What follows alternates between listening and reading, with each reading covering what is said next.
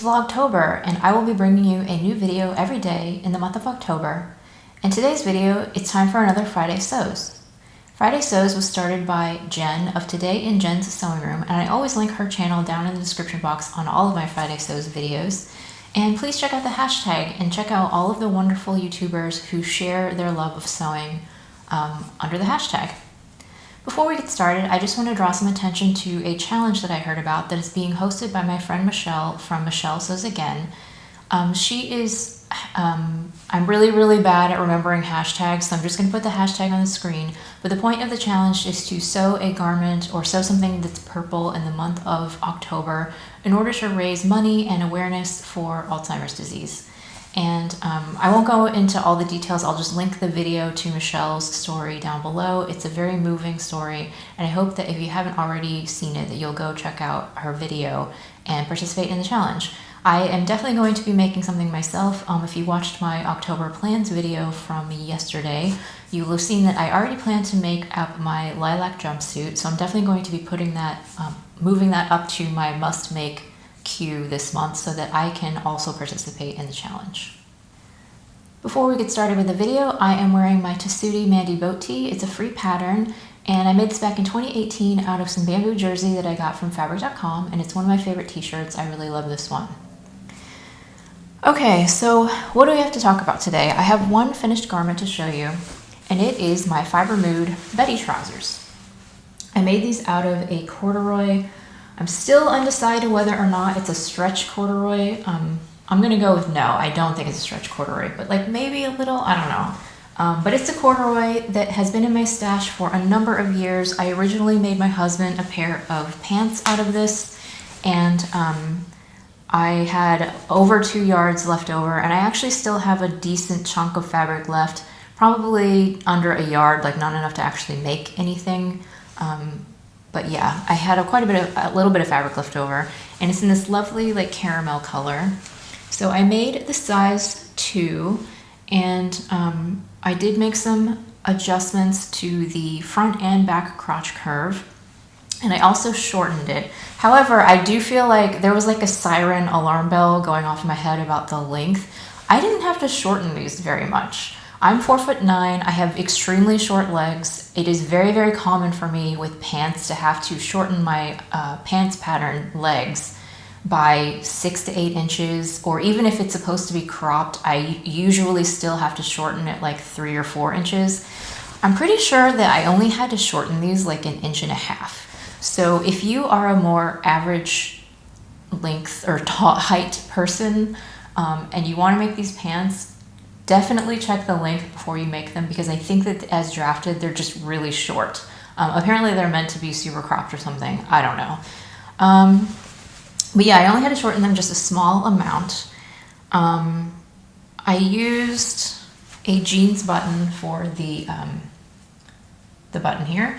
And before I forget, one thing that I don't like about this pattern is that the overlap here is the reverse of what I'm used to. So to me, these are like a jean style pant.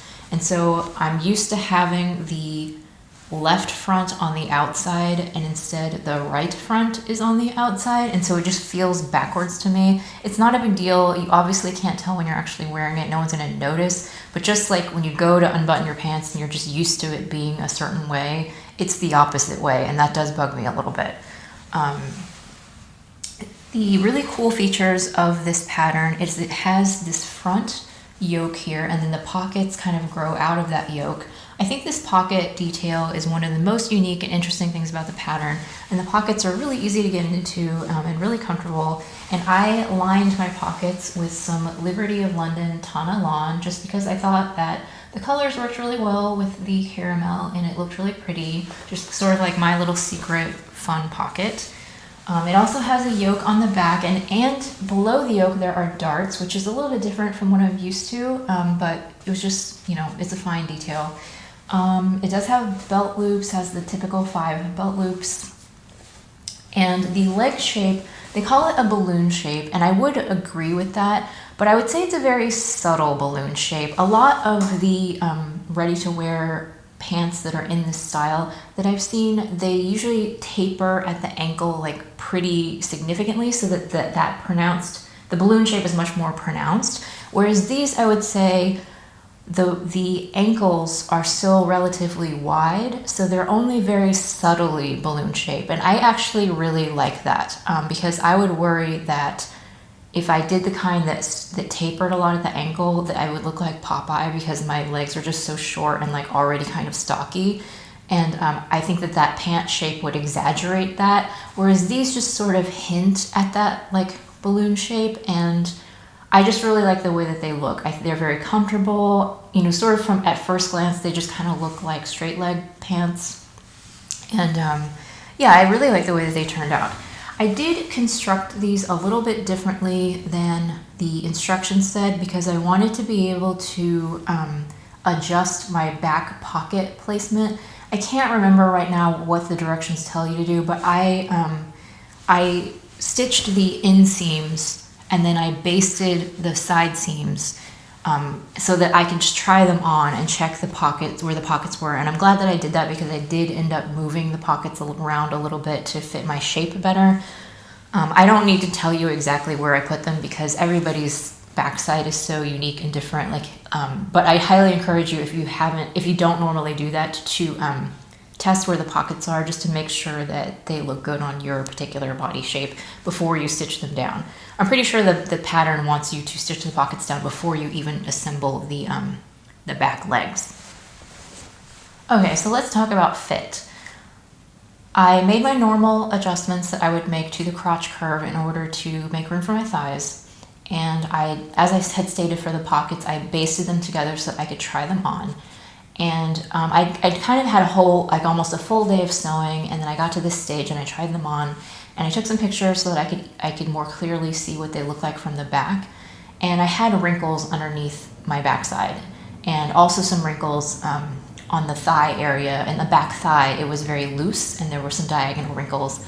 And I was just really frustrated that they didn't look good and they didn't fit right. And I took apart my basting, and I was kind of playing around with adding more room, taking out room, and it seemed like no matter what I did to make adjustments, it made it look worse every single time.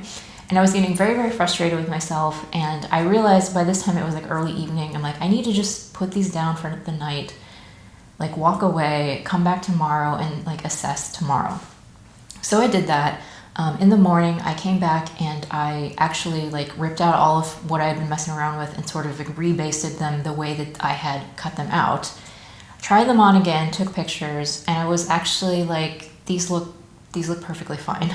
You know how when you look at the modeled photos or even people's pictures on Instagram, and they show the back of their pants, and it has that beautiful leg line where it just sort of flows out from the rear end and over the leg very smoothly. That is a pose. I could do that. I realized I could do that. If you stand a certain way and kind of bend a little bit, you can get that lovely, beautiful leg line. But as soon as you start moving around, you're going to get wrinkles. You have to have some wrinkles in your pants or you won't be able to sit down. So I realized that I was just being too hard on myself, and that no, the fit of the pants isn't perfect, but it's completely adequate. It generally looks pretty good. And I needed just to stop being so critical. So I just ended up sewing up the pants exactly how I had cut them out with my original adjustments. And I think that the fit is actually pretty good. They are meant to be looser through the hip and the thigh area. So they are a little bit baggy there, but that's the style. And overall, I'm just super happy with the fit. I'm happy with my adjustments. It's just a little lesson to me that I need to learn sometimes, just to stop being so hypercritical all the time, especially with pants fit. And I actually wore these yesterday all day long, and they were super comfortable.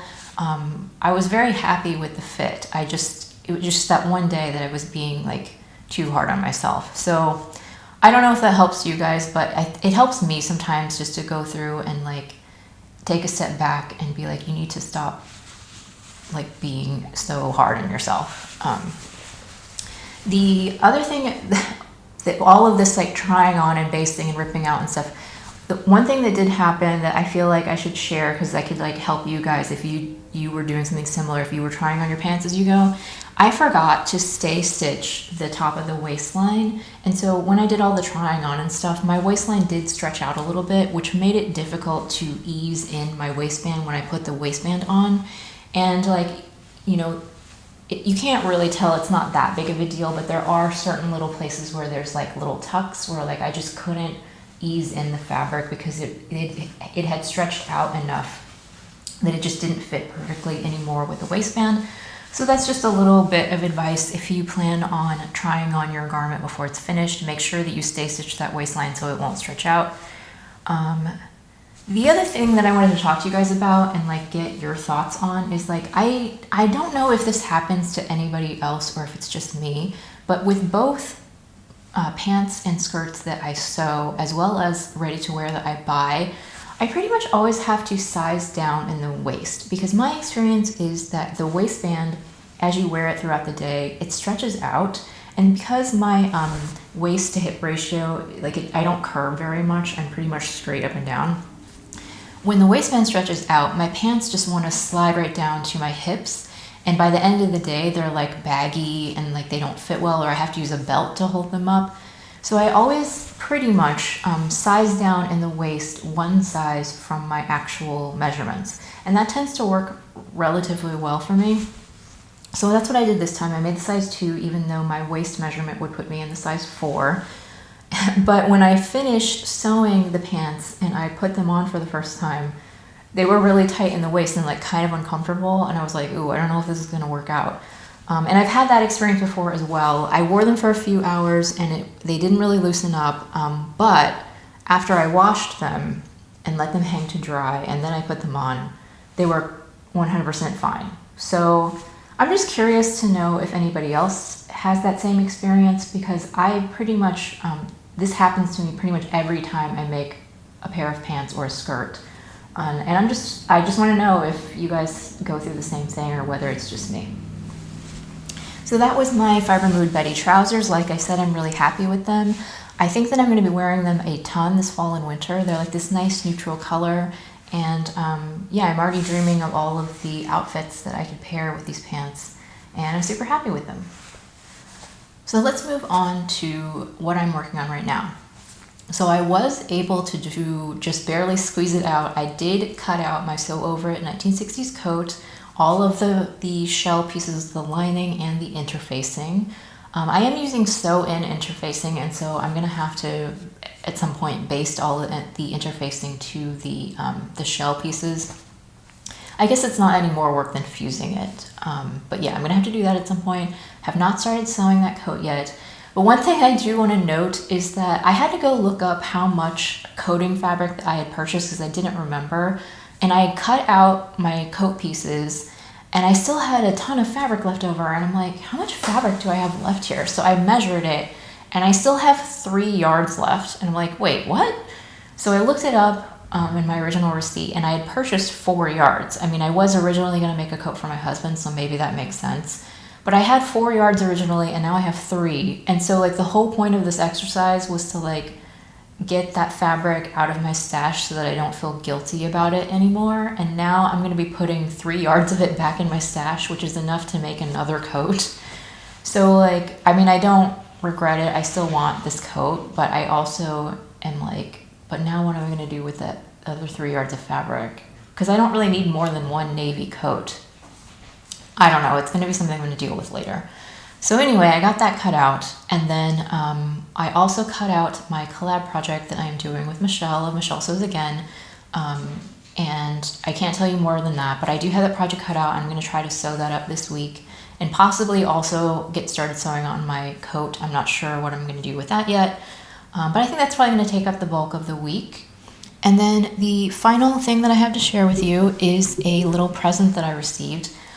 You guys might remember that I had talked about I made my friend a pair of socks because she was moving away to the Midwest.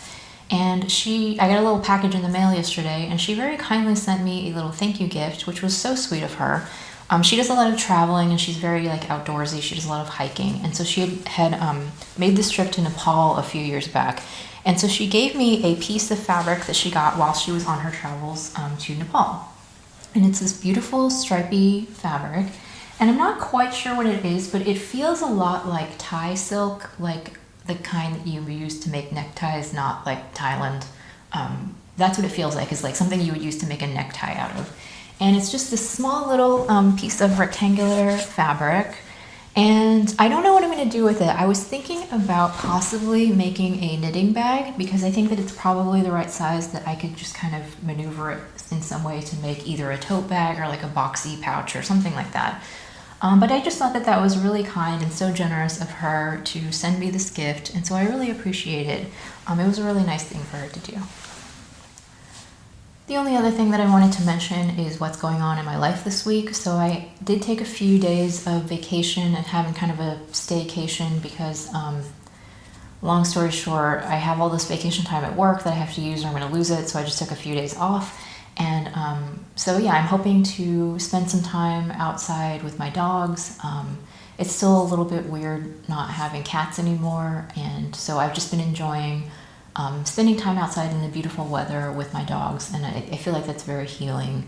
And yeah, I'm hoping to just kind of enjoy my time at home, get some sewing done, get some of these videos filmed, and that's all that's going on in my life this week. So thank you so much for tuning in. I really appreciate that you take time out of your day to watch my videos, and I will be back again tomorrow with another one.